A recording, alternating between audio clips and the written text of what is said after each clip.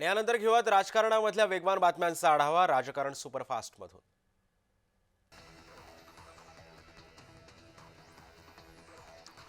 अखेर माणिकराव कोकाटेंचं मंत्रिपद बदललंय। कोकाटेंकडे आता क्रीडा क्षेत्राची जबाबदारी देण्यात आली आहे।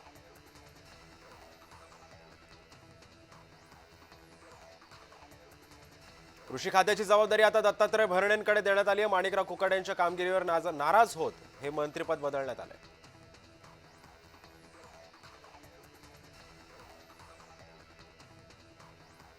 मालेगाव बॉम्बस्फोट प्रकरणी निर्दोष मुक्तता झाल्यानंतर नरेश म्हस्के यांच्याकडून ठाण्यामध्ये बॅनरबाजी करण्यात आली। साध्वी प्रज्ञासिंग ठाकूर आणि कर्नल पुरोहित यांच्यासह निर्दोष मुक्तता झालेल्या सर्वांचं खूप खूप अभिनंदन असा उल्लेख बॅनरवर करण्यात आलाय।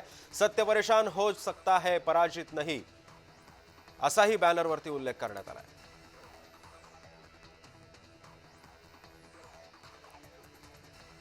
राजर्षी शाहू महाराज ज्येष्ठ साहित्यिक आणि कलावंत मानधन सन्मान योजनेमध्ये अर्ज करण्यासाठी मुदतवाढ करण्यात आली। याबाबतची घोषणा आशिष शेलार यांनी केली आहे। यासाठी 15 दिवसांची अर्ज करण्याची मुदतवाढ करण्यात आली आहे।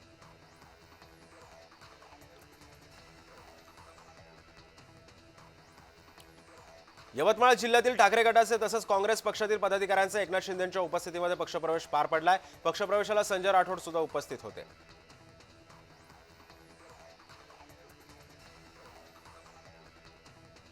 दोन्ही बंधू एकत्र आल्यावर शिवसेनेवर परिणाम होणार नाही असं वक्तव्य करत मंत्री संजय राठोडांनी ठाकरेंवर निशाणा साधलाय।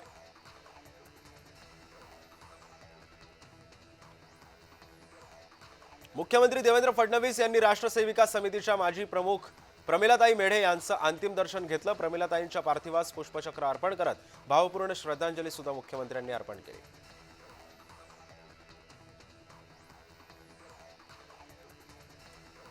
जमील शेख यांच्या पत्नीकडून मुख्यमंत्र्यांकडे न्यायाची मागणी करण्यात आली आहे। बीडप्रमाणे या प्रकरणात सुद्धा एसआयटी नेमावी अशी मागणी त्यांनी केली। नंतर नजीब मुल्लाला अटक का करत नाही असा सवाल सुद्धा शेख कुटुंबियांनी व्यक्त केला आहे।